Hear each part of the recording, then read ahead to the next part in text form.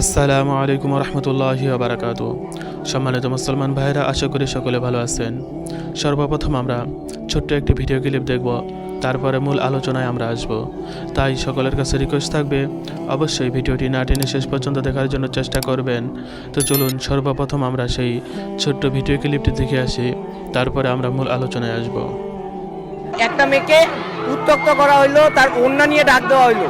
দিন শেষে করা হইলো কি, তাকেই কুরআন শরীফ হাতে দিয়ে এবং পাগড়ি পরায় বরণ করে হিরো বানানো হইলো। তখন আরো হাজার হাজার তরুণরা সেম করবে, তারাও মেয়েদের দেখলে সেম উত্ত্যক্ত করবে এবং বলবে যে তোমরা এইভাবে কাপড় পরো, ওইভাবে কাপড় পরো, তোমরা হিজাব পরো। এখন ভাই কথা হইলো কি, আপনার নজরে তো সমস্যা থাকলে তো আমরা তো কাপড় দিয়ে রাখতে পারবো না, তাই না?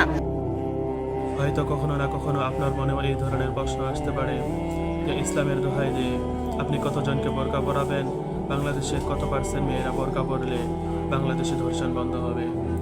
বোরকা পরা যদি ধর্ষণ বন্ধ হওয়ার কারণ হতো, তাহলে 5 বছরের মেয়ে, 3 বছরের মেয়ে, 7 বছরের মেয়েরা ধর্ষণ হতো না, 82 বছরের বুড়িরাও ধর্ষণ হতো না।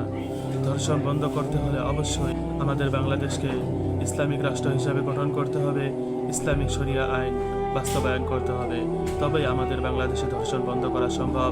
যখন বাংলাদেশে একজন ধর্ষকের শাস্তি হবে, তখন অন্য 10 জন ধর্ষক শাস্তি দেখে ভয় পাবে।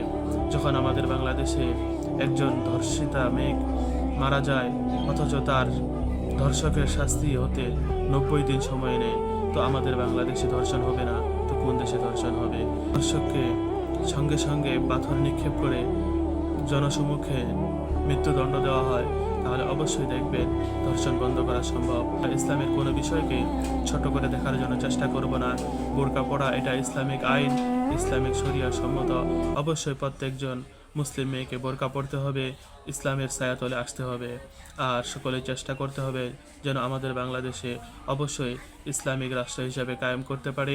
আমাদের বাংলাদেশকে যেন আল্লাহ তাআলা ইসলামিক রাষ্ট্র হিসাবে কবুল করে নেন, আর ইসলামের প্রত্যেকটি বিধানকে বাস্তবায়ন করার মতো সুযোগ তৌফিক দান করে দেন।